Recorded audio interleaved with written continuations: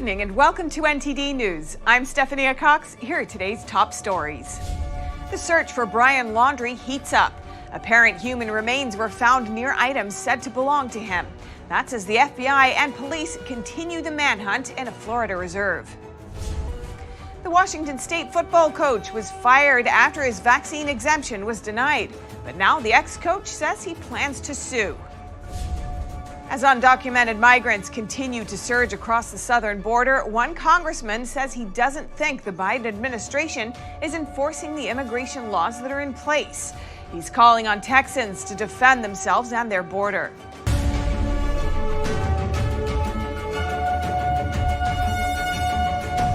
We have an update on the search for Brian Laundrie, which is now in its 5th week.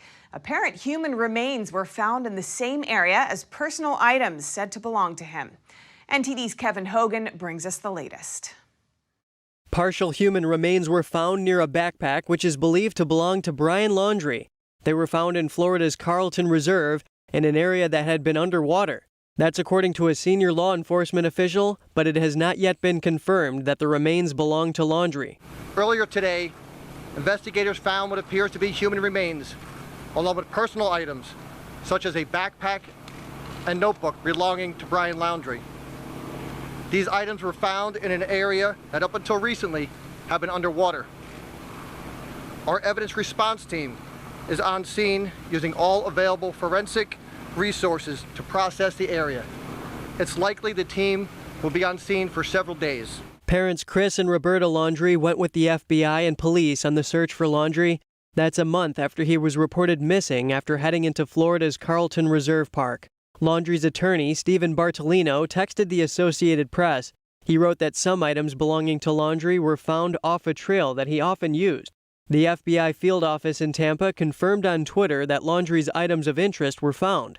It said that an FBI evidence response team is there and that the reserve is closed to the public with no further details available right now. Portions of the Myakkahatchee Creek Environment Park and Carlton Reserve will remain closed to the public until further notice. This is an active and ongoing investigation, so we ask the public to maintain distance from any law enforcement personnel, equipment, vehicles, and other related activity for the safety of the public and to protect the integrity of our work. The Sarasota County Medical Examiner's Office has been summoned to the reserve. Laundrie is a person of interest in the death of Gabby Petito. She was reported missing in September while she and her fiancé Laundrie were on a road trip in Wyoming. Her body was discovered on September 19th in a dispersed camping area in the Bridger-Teton National Forest, and her death was ruled a homicide by manual strangulation. Police had pulled the couple over in August in Moab, Utah, while they were arguing, but no charges were filed. The national manhunt for Laundrie began after his parents said he went hiking in September but never returned. The White House today unveiled its rollout plan for getting children ages 5 to 11 vaccinated, pending the FDA's authorization. Vaccine advisors to the FDA are set to meet next week to consider authorizing Pfizer's vaccine for the age group. NTD's Arlene Richards has the details. Vaccines against the CCP virus for children ages 5 to 11 could be just weeks away, so the White House is making sure it's ready. Right now, the Pfizer vaccine is waiting authorization by the FDA and usage recommendation by the CDC. Federal regulators are set to meet next week to make the decision. The Biden administration said Wednesday they've secured enough doses to vaccinate 28 million children in the age group.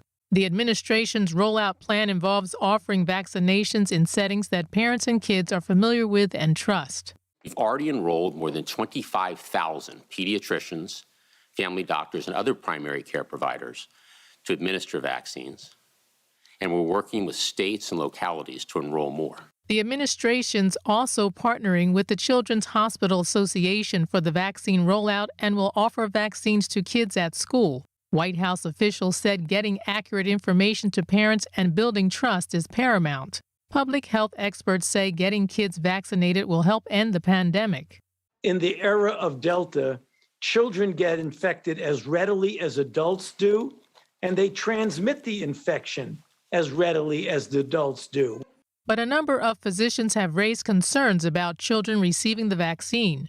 They say since kids are at extremely low risk for severe illness from the CCP virus, giving them a vaccine with unknown long-term effects is not worth the risk. The FDA will make the final call on authorization for the 5 to 11 age group over the next 2 weeks. And this just in, the FDA has authorized booster shots of both Johnson & Johnson and Moderna vaccines.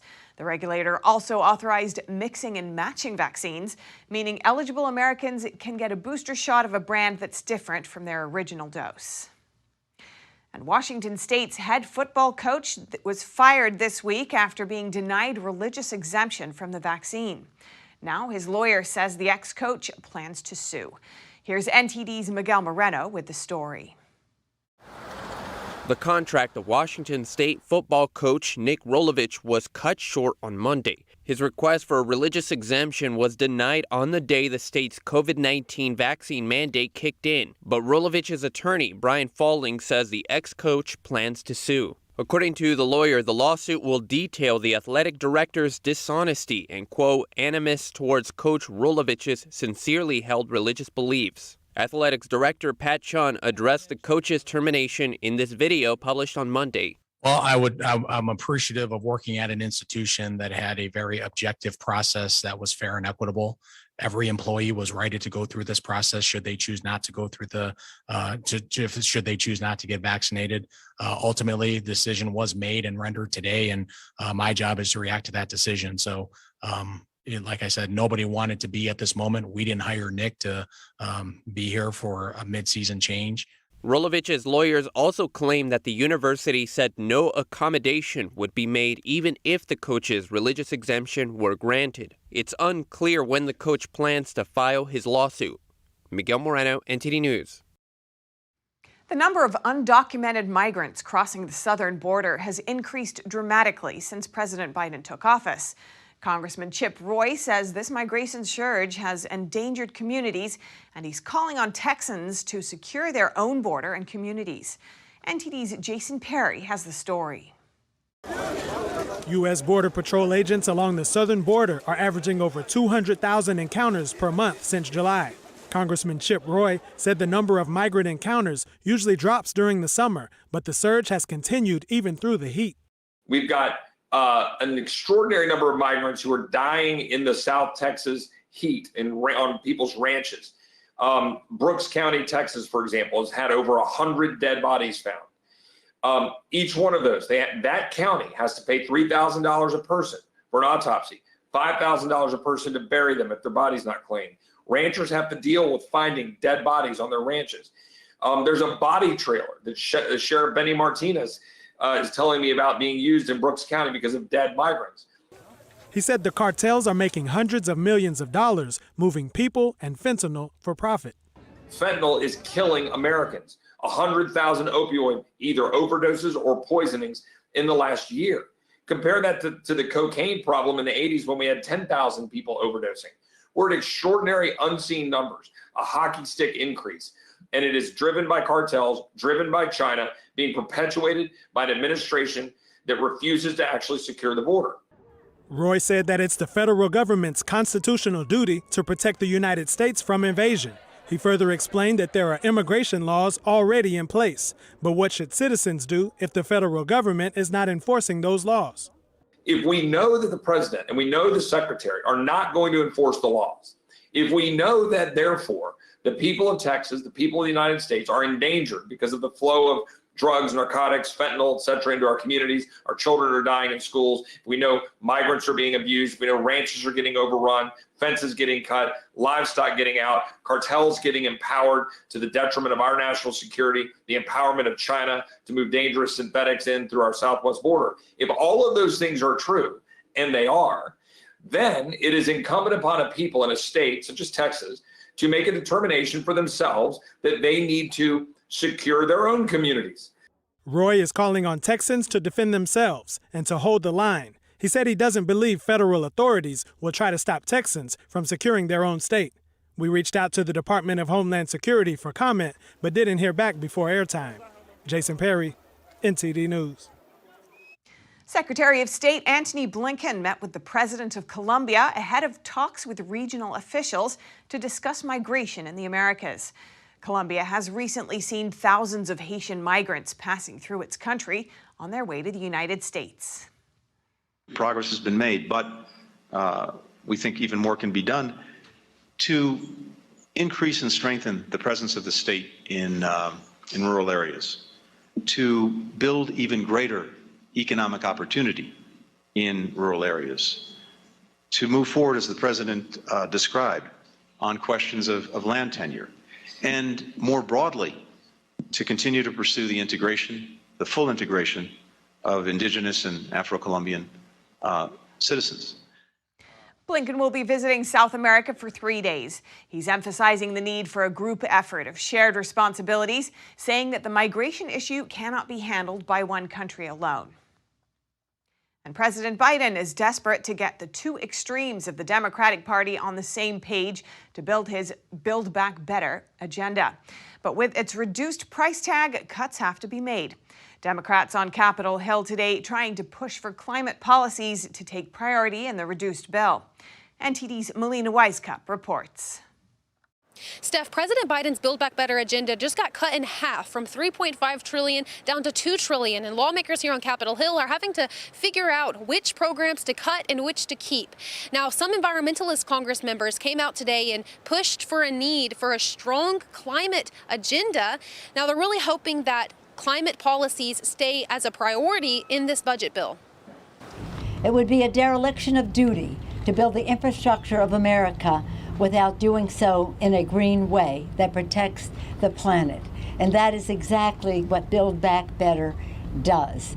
It means we can't cut in this negotiation environmental justice provisions that are so critical. Now, some who are pushing back in opposition to this radical energy reform say they fear that it will make America lose its energy independence. Making us more dependent on China, rare earth mining with slave labor by the Uyghurs, buying up Africa, child labor allegations. Now, we spoke to Senator Carper today, who says that they really think that they can take advantage of the land and the mining opportunities that we have here in America to make sure we stay independent. Here's what he had to say. And one of the, we've seen, for example, in West Virginia, my native state, there's some, I think, serious discussions about, all those abandoned coal mines. Is there an opportunity to mine something else? Where can we get the most bang for the buck? And mobile emissions, reducing those, industrial emissions, reducing those, and emissions coming from power plants. And that's a big part, that's the centerpiece of what we're doing. Now, Senator Carper also emphasized that a carbon tax is a key policy that should stay a part of this budget bill. That's especially if they have to cut other clean energy programs like the clean electricity program. Now, what a carbon tax is, it would place a government fee on each ton of greenhouse gas that polluters emit. Now, the White House says that this carbon tax is not off the table. A wide range of programs will have to be cut. Whether or not that will include climate programs, it's still up in the air. Details on how many programs or which programs they're cutting are still not officially out in the open yet, but what it's looking like is free community college as well as immigration reform. So there's still some negotiation talks to be made between moderates and progressives here on Capitol Hill, but both the White House and Democrats here on Capitol Hill are hopeful that they'll reach a deal by the end of the week. Steph? Thanks, Melina. And Republican senators successfully filibustered the Democrats' election reform bill. There were not enough votes to start a debate on the bill. The bill would have created federal standards for voting by mail, early voting, and voter ID. The Democrats say the bill is needed to make voting accessible, while Republicans criticize it as a federal takeover of elections. And up next, the NYPD is taking action against two officers seen maskless in a video. One pushes a subway commuter out of the boarding zone. Stick around to see why. And more mandates in New York City. All police officers and many more now have to be vaccinated. And one protester got arrested while demonstrating against the mandates. All of that when we return on NTD News.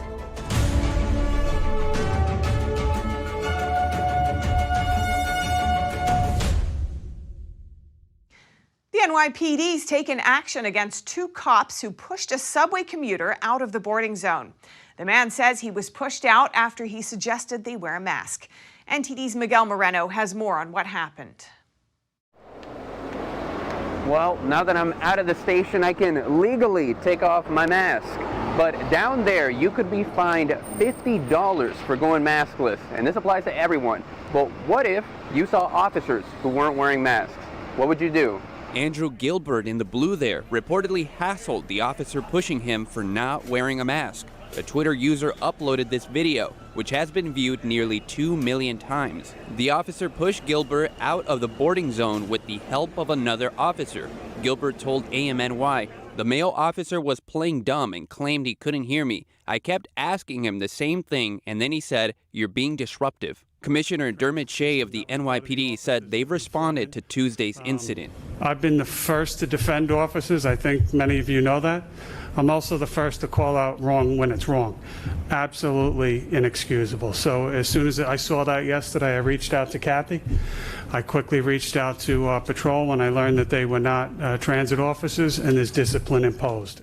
Shea didn't say how the two officers would be disciplined, but he said they wouldn't be fired or suspended. Mayor Bill de Blasio had a few words for maskless officers. We've given this instruction 1,000 times, and if you're going to be in law enforcement, you actually have to participate in following the law. The CDC's national mask mandate for transportation hubs like subways and taxis is still in place. And it's unclear when the agency will call off that order. And when that happens, New York State would still need to remove their mandate before riders can ride maskless. Miguel Moreno, NTD News, New York. And over in New York City, the mayor is ordering all city workers to get the vaccine. No ifs, ands, or buts. He's eliminating the option for weekly COVID tests. So if you're a city worker and you don't get vaxxed, you don't get to work. NTD's Phil Zoe has the story. New York City is expanding its vaccine mandate from teachers to all city workers. That includes the largest fire department and the biggest police force in the country, the mayor said on MSNBC. It's a mandate now for all city agencies, all city workers. It's time for everyone to get vaccinated. Our public employees are going to lead us out of the COVID era. City workers have less than 2 weeks to get the shot. If they don't, they'll be put on unpaid leave. No options for negative COVID tests. Workers who comply by October 29th will be rewarded with a $500 bonus on their paychecks. The commissioners for New York's fire and police departments said earlier this month they support a vaccine mandate, but there are critics. It's not right. It's never been done in American history. Never have you had to show up and get a vaccine or you can't get paid. I've never heard that before. Officer Joseph Imperatrice is the founder of Blue Lives Matter in New York City. What we always learned as police officers was to never ask anyone about their medical conditions. Now, all of a sudden with COVID, you suddenly break the rules with all the HIPAA laws and people are being discriminated against, especially first responders. Being in the police force for over 15 years, Imperatrice says it's more about freedom of choice and not being forced to do something. I did take the vaccine, but that is my choice. But I don't feel that other officers or paramedics or firemen or sanitation workers should be forced to take something against their body. New York's Police Benevolent Association told NTD News whether or not to take the vaccine is the individual's personal medical decision. They plan to take legal action to protect the rights of its members. Phil Zoe, NTD News, New York. And the New York City Firefighters Union has responded to Mayor de Blasio's mandate. The union standing by its members, saying it will defend their right to a personal choice to remain unvaccinated. Here's Uniformed Firefighters Association President Andrew Ansbro, who's worried that the mandate will mean for New York City. I'm worried. I'm worried that hundreds of my members that have told me they will not comply, I'm worried for them. I'm worried about their jobs, but I'm also worried for the New York City residents. I've told my members that if they choose to remain unvaccinated, they must still report for duty. And if they are told that they cannot work, it will be the department and the City of New York that sends them home, and it'll be the department and the City of New York that has failed to protect the citizens of the City of New York. The blame will not be on New York City firefighters. Ansbro says they will have to close firehouses if all the unvaccinated firefighters are sent home. He said that of the currently infected members, about half are unvaccinated, while the other half are vaccinated. He said this shows the vaccine isn't stopping any firefighters from getting infected. Ansbro proclaimed that everybody knows the vaccine only has the ability to lessen virus symptoms, not stop transmission. He emphasized that's why the union believes getting the vaccine should be a personal choice. The association says it will explore all avenues to protect its members. And one group of New Yorkers is getting attention for its method to defy the vaccine mandates. NTD's Arian Pazdar found out more about the demonstrators and their protests. It doesn't matter whether you want a whole meal or just a coffee. If you want to enjoy it indoors here in New York City, you have to be vaccinated. Now, last night I joined a group of demonstrators who went to a cafe without showing proof of vaccination. And it ended just the way they expected it to end. The group of a little more than 20 people met at a park in downtown Manhattan. It's not their first visit to an establishment they're not allowed in. They're calling their protests sit-ins. According to the organizer, the vaccine mandate doesn't make any sense, especially for these kinds of businesses. It's very, very clear that restaurants are not the key point of transmission. It's very, very clear to me that there's some deeper agenda going on behind these things. I find it very difficult to believe that a virus that leaked from a Chinese laboratory in the middle of an election year where there was a vaccine available 2 days after the election was over was somehow a coincidence. Another protester went so far as to say that these kinds of mandates endanger America as we know it. Our rights are in peril. Our country is in peril. And as far as I'm concerned, vaccine mandates is the end of America. That is the end of free choice. Once at the cafe, an employee told the group to leave because they didn't provide proof of vaccination as requested.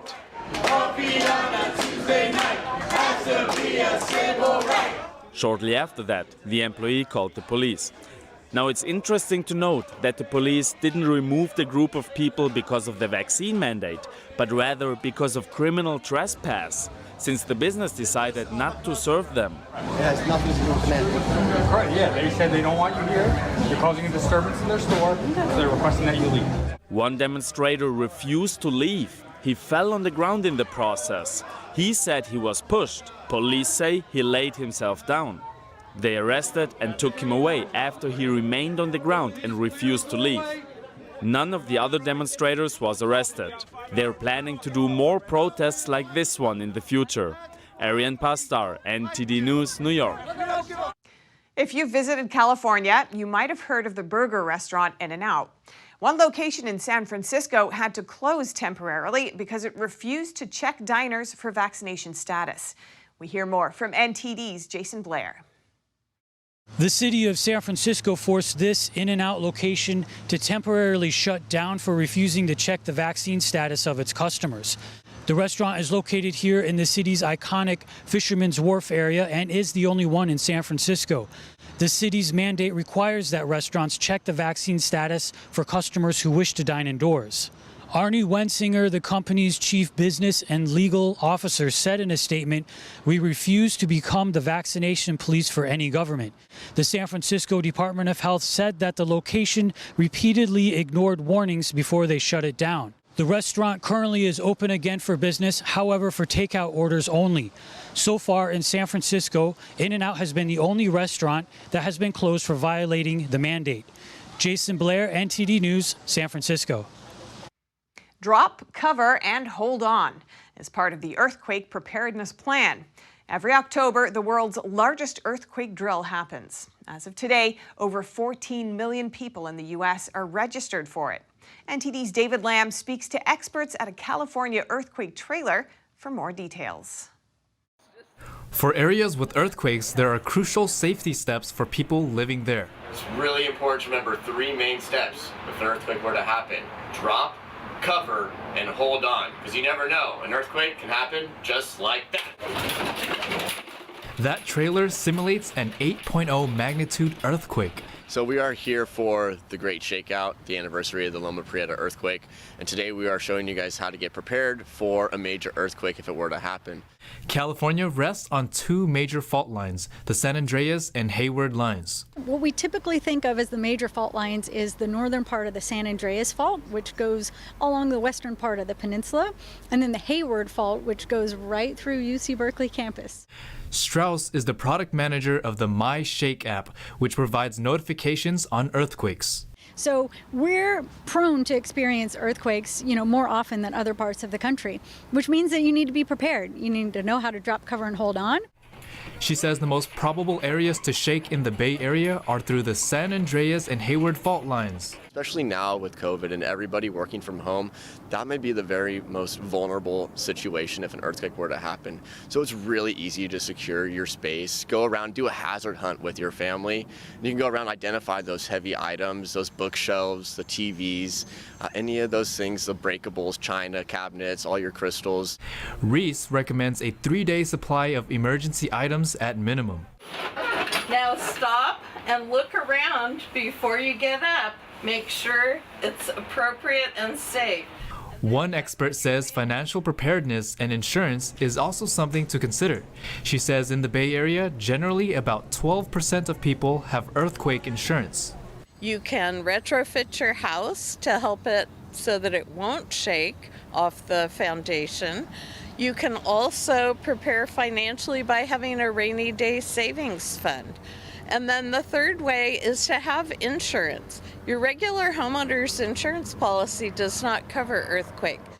On October 21 at 10:21 a.m., millions of people are expected to do the drop, cover, and hold on drill.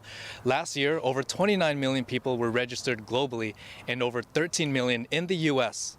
David Lamb, NTD News, California. Coming up, China is pressuring McDonald's to use Chinese digital currency during the Beijing Winter Olympics. It's part of the regime's aim to launch the world's first digital currency. And a mother in China is in detention after speaking out for her daughter. Her daughter had adverse reactions after getting a COVID-19 vaccine and died in August. Find out more in just a moment here on NTD News.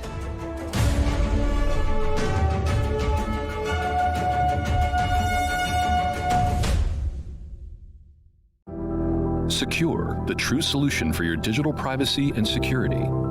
Secure is a private and secure messaging and email solution hosted in Switzerland, using military-grade encryption and Swiss privacy laws, giving you true privacy.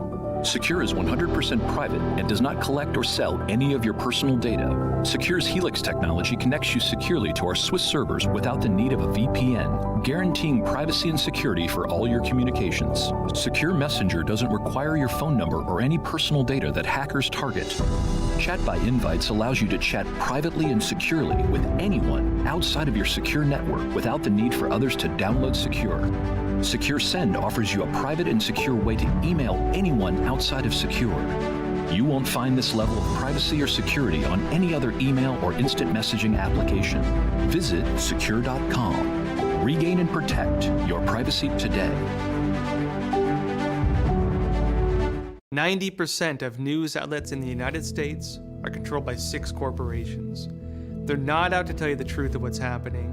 They're out to tell you the picture of the world that they represent. The mission of the Epoch Times is to chase the truth, to ground all statements in facts, and prevent people from being misled. This is a battle between truth and deceit. Subscribe today and join the Americans who are seeking truth and tradition. We'd love to have you on board.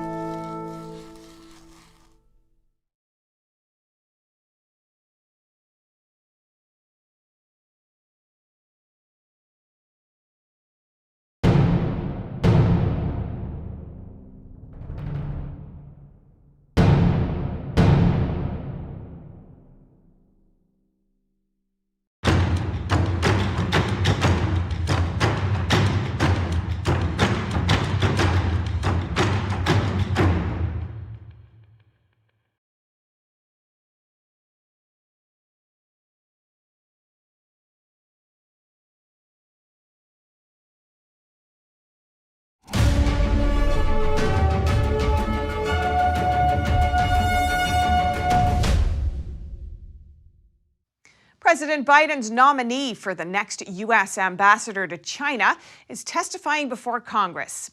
He says the U.S. will continue to follow the One China policy, but also help Taiwan defend itself. NTD's Allison Lee has more on the nominee's stance on China.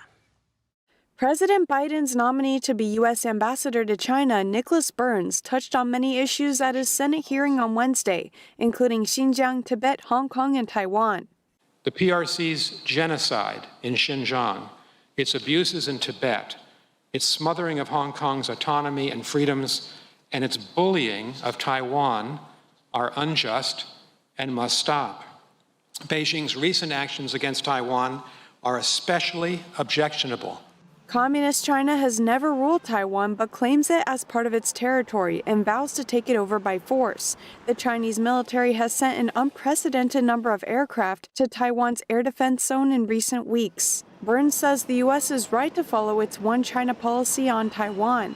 Under the policy, the U.S. cut diplomatic ties with Taiwan in 1979 and recognized Communist China instead. But we're also right to support the peaceful resolution of disputes in this region and to oppose unilateral actions that undermine the status quo and undermine the stability of the region. The nominee says the U.S. cannot trust China to meet its commitments on Taiwan. He explains that when administration after administration followed the One China policy, they did so on the presumption that there would be peace between Taiwan and China, but there isn't much peace in the region. I think the Congress and the executive branch have every right to continue to deepen our security cooperation, to expand our arms provisions to Taiwan. That's the most important thing we can do. Our responsibility is to make Taiwan a tough nut to crack, help it increase its asymmetric defenses through the Taiwan Relations Act. The nominee has been a career diplomat and used to serve as the U.S. ambassador to NATO. He is not expected to face significant opposition. Allison Lee, NTD News. China is pressuring McDonald's to use its digital currency in Chinese stores during the Beijing Olympics. That's according to a Financial Times report. The regime plans to internationalize the world's first digital currency. NTD's Tiffany Meyer has more. China has big ambitions to launch the world's first digital currency. A digital version of the Chinese yuan will give Beijing detailed data over every single transaction made using this type of currency. The regime has been wanting to expand its use among foreigners, and it sees the upcoming Beijing Winter Olympics as a great chance to do so. Now, the Financial Times reports that Chinese authorities are pressuring one of the Olympics' biggest sponsors, McDonald's, to allow digital yuan payments at its restaurants. McDonald's declined to tell the Financial Times whether it's under pressure. The outlet says other American companies like Nike and financial services giant Visa are under similar pressure. The two companies didn't comment on the issue. China's power shortage could be threatening the car industry with another shortage, magnesium. The element is a raw material used in the production of aluminum alloys, which is essential in the production of automobiles. Major North American aluminum maker Metallco Incorporated warned its customers in a statement that in the last several weeks, magnesium availability has dried up, saying if the scarcity continues, the company may need to curtail production in 2022. Magnesium is used to harden aluminum, which is then used to make gearboxes, steering columns, seat frames, and fuel tank covers in cars. China produces over 80% of the world's magnesium, and the current power rationing is limiting factories producing the element. Around mid-September, authorities in China's Shenxi province mandated an energy consumption limit on all magnesium smelters in Yuan City, ordering them to reduce output by 50%. The city accounts for around 60% of China's magnesium output, and it's not just affecting North America. Germany's Association of Metals Producers, WMV, said in a statement, it is expected that the current magnesium reserves in Germany and throughout Europe will be exhausted by the end of November. A girl from central China's Henan province died after getting a Chinese-made COVID-19 vaccine. Her mother was then beaten and detained after asking local authorities to look into her daughter's death and seeking justice in Beijing. Zhang Yanhong is a single mother from Henan province. She told the Epoch Times that her 12-year-old daughter, Li Boyi, got a Chinese-made COVID-19 vaccine in mid-August. 2 days later, the child started suffering from a high fever and a dozen complications and died at the end of August. The mother had reportedly updated her Chinese social media account every day since late September, documenting the number of days it's passed since her daughter died. Zhang went to local authorities asking for an investigation into the case, but nobody wanted to talk with her. Then she went to her county's health commission, but a group of men there pushed her to the ground and beat her for about 40 minutes. She uploaded the video of the assault to Chinese social media site Weibo. Then her account got blocked, and she couldn't update any information. According to a Chinese website report, Zhang has been detained since mid-October. That's after she went to Beijing to petition for the case. Authorities charged her with provoking trouble. Even her sister, who went to Beijing with her, was detained. For many years, families of vaccine victims in China have been defending their rights and seeking justice. Yang Wenjun is one of them. Her son got a Chinese-made DPT vaccine in 2008 when he was 3 months old. Then he had serious allergic reactions and became mute. Even now, he can't take care of himself. Yang says she was detained for 7 days for defending her son's rights. I was detained for the so-called crime of provoking troubles. I hung a banner on the window of my home. They arrested me on the same day and detained me for 7 days. The police told me viciously that if I do it again, they would double the punishment. The police in China have become gangsters. An observer of vaccine incidents from Hunan province says that by detaining family members who petition for the vaccine victims, authorities want to set an example for other rights defenders. Vaccine accidents are getting more frequent. If authorities don't suppress this problem, they are afraid it will become more troublesome when victims follow it up, claim compensation, or request to hold them accountable. So they don't dare to admit their mistakes. They want to punish the rights defenders as an example to intimidate other victims. For years, Chinese vaccines have been involved in scandals due to quality issues. Many countries now don't recognize Chinese vaccines for their vaccine mandates over quality issues. Coming up, the British government published its £26 billion green strategy this week. It includes switching to electric vehicles and moving away from gas to heat homes. And tennis star Novak Djokovic might not be able to take part in the Australian Open.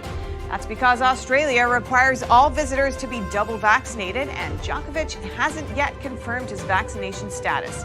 Find out more in just a moment here on NTD News.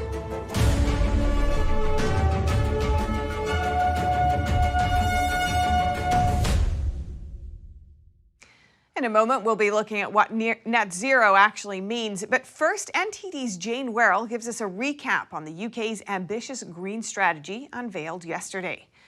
Switching heating away from gas, developing nuclear energy projects, and investing in electric vehicles. These are all part of a 368-page plan to reach net zero in the UK by 2050. The strategy sets out that will also introduce a zero-emission vehicle mandate that will deliver on our 2030 commitment to end the sale of new petrol and diesel cars and vans. Some critics say that climate science has become politicised and the strategy is unrealistic, while others say the measures don't go far enough. Plans include grants of £5,000 for homeowners to switch gas boilers to heat pumps. The Prime Minister wants to showcase the UK's so-called green credentials before world leaders come together at the COP26 summit in Glasgow. Expect to hear these words a lot in the coming weeks. It's coal, cars, cash and trees. Coal, cars, cash and trees. In other words, he wants to move away from coal, invest in electric cars, raise money for climate change policies and plant trees. It might be a catchy slogan, but we'll only find out if it's practical in the months following November's climate summit. Jane Werrell, NTD News, London.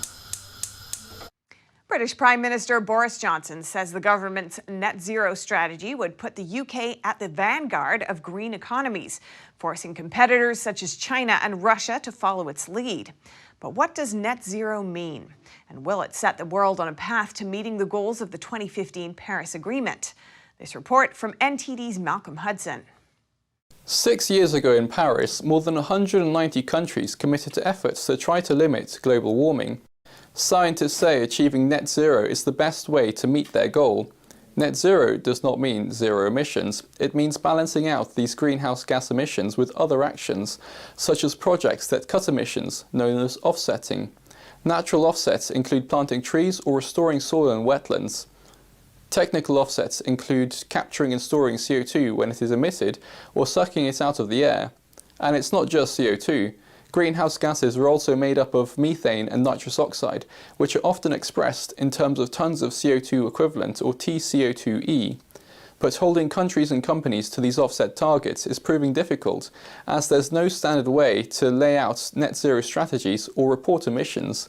Critics of offset initiatives say they're a fig leaf for the continued consumption of fossil fuels, but proponents say they help to protect nature as the global economy moves to net zero.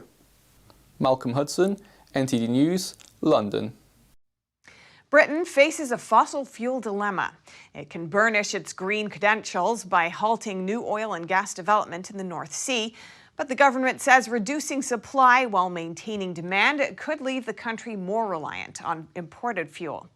Soraya Ali reports. In 2019, the UK legally committed to bringing all greenhouse gas emissions to net zero by 2050.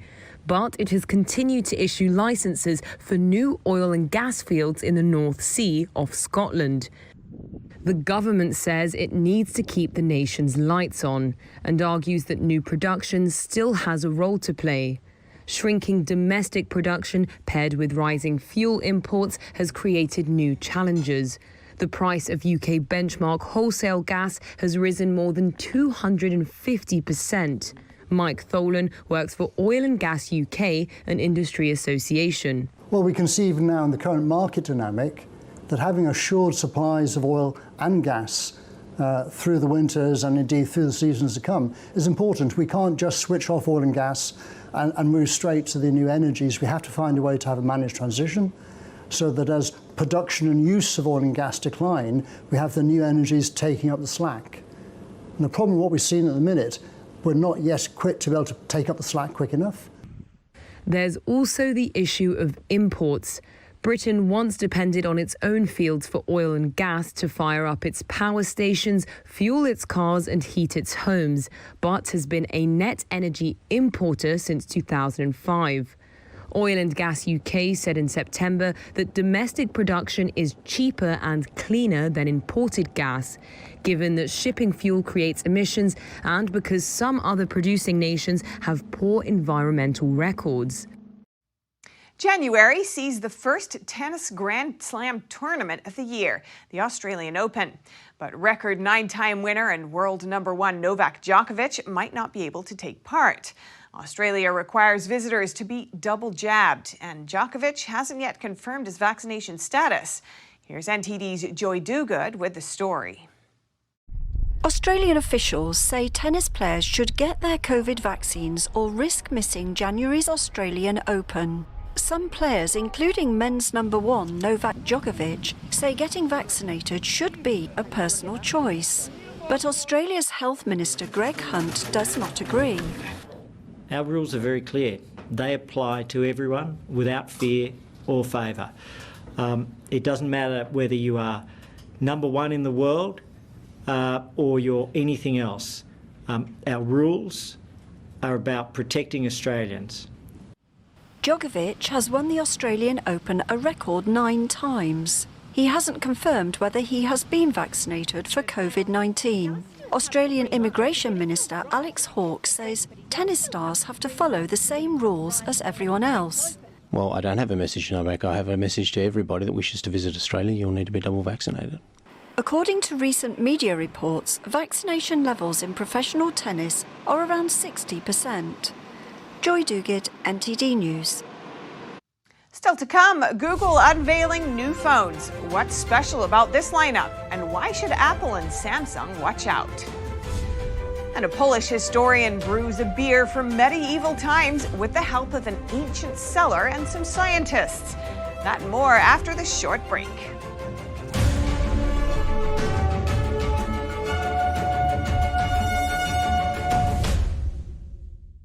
Hello, I'm Mike Lindell, inventor of MyPillow. Thanks to your support, you've helped make MyPillow become one of the fastest growing companies in America. Over the last 12 years, you've helped MyPillow create thousands of jobs right here in the USA.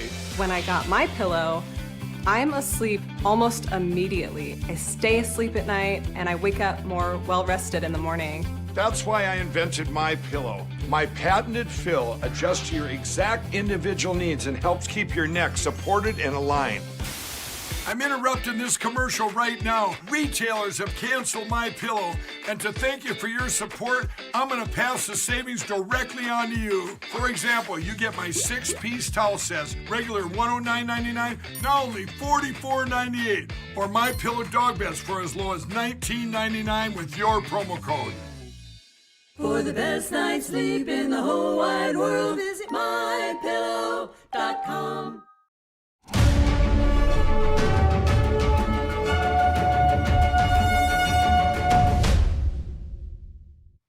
Apple's launched a series of new products recently. If you can't afford a new Mac or iPhone, how about a new polishing cloth? It costs $19. Is it worth it? NTD's Colin Frederickson asked around. Apple is selling its new polishing cloth for $19, and it's already sold out until late November. Despite the high demand, not everyone is impressed. I don't think I'd buy it either way. I have a lot of questions. I don't really have anything to say, but it's just like, what? Like, it's random.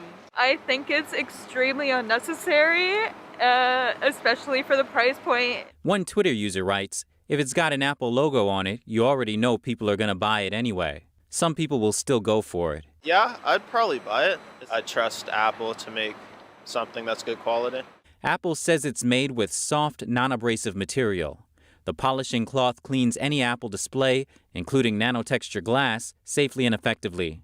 But it doesn't specify what it's made out of. So is there some futuristic tech hiding in it? The truth is, the Apple polishing cloth has no technology behind it. It's simply a microfiber cloth with the Apple logo on top. The cloth is marketed as the only safe way to clean any surface of an Apple product, including iPhones, iPads, and iMacs. So is it worth your money? I would say not. It's actually comparable to a $1 microfiber cloth that you can find on Amazon.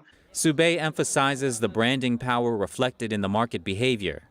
We are investing in a brand name that has been marketed to us rather than the actual value. He points out that Apple invests millions of dollars every single week to market its brand and products. It's safe to say anything Apple produces with their logo, no matter the technology, no matter how regular of an item it is, it will have really high value. So far, the cloth has already caught a lot of attention and sarcasm on social media. Some say they'll show up everywhere wearing the cloth like this.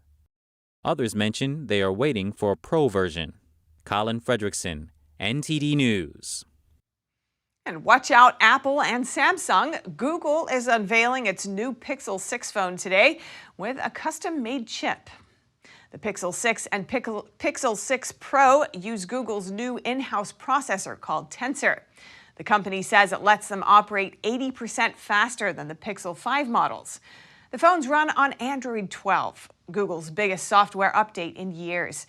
Their batteries can last almost 2 days. Apple, Huawei, and Samsung already make their own chips, and Google's launch comes a day after Apple revealed its new MacBook Pro and AirPods.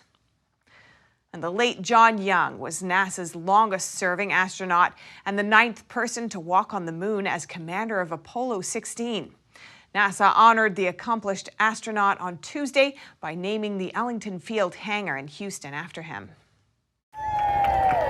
The Captain John Young hangar was unveiled to cheers from the crowd. Several NASA jets are docked there. The slim T-38 with its blue and white fuselage and black front face is the aircraft that trains American astronauts in spaceflight. It's also where Young trained astronauts himself.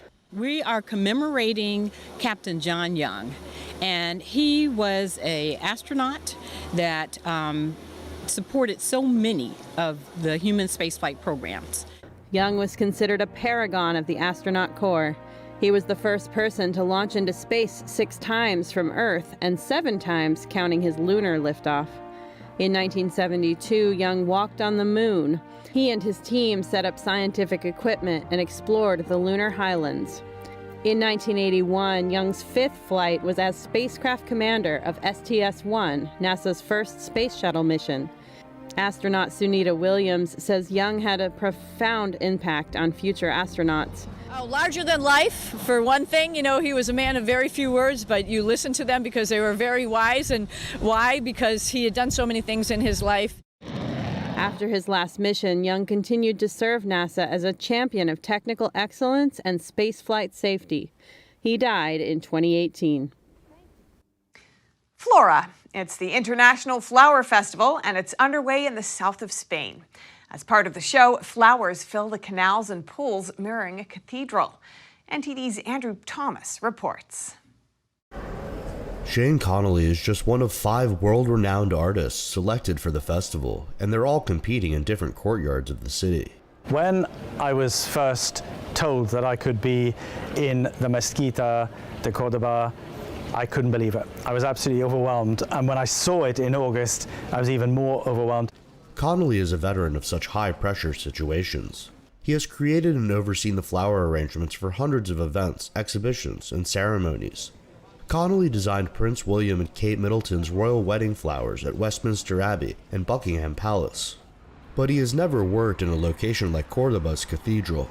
The thing is, this place is already perfection, so I wanted to add something that built on what was already here, something that embraced the Islamic architecture and something that also embraced the Christian aspect of it, because it's a place of worship, so it shouldn't be a place where my ego comes.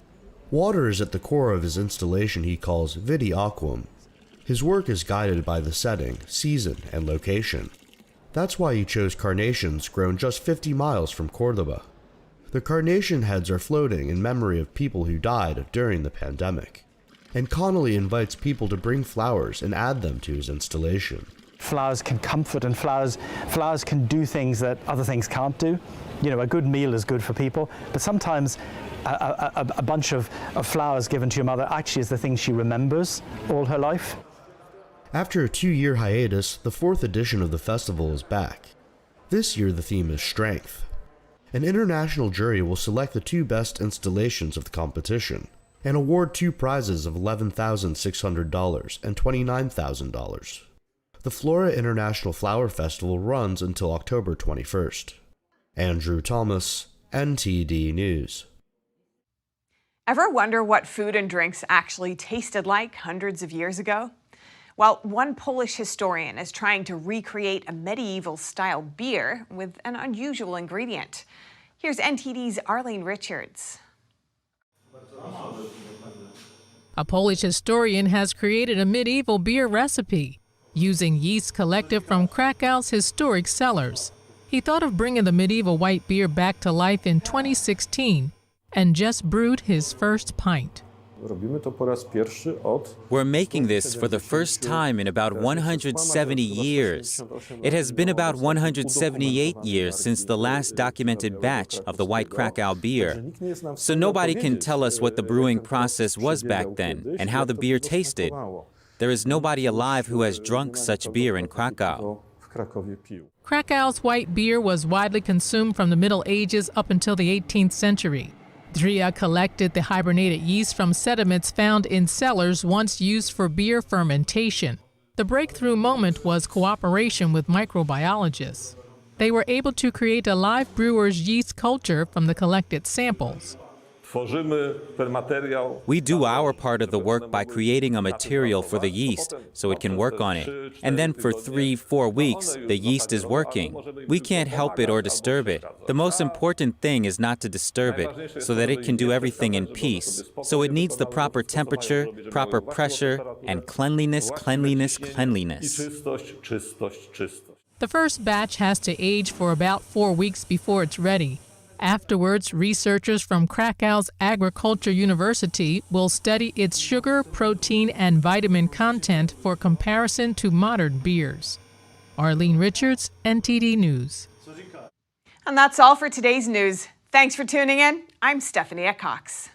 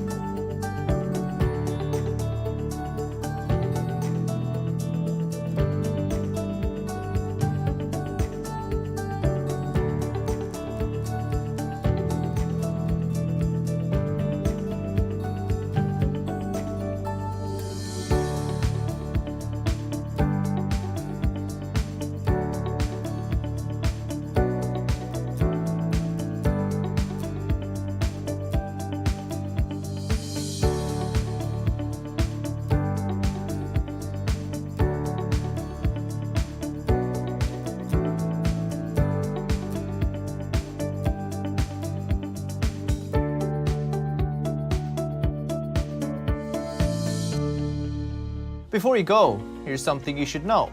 Don't forget you can catch all of NTD's programs on television.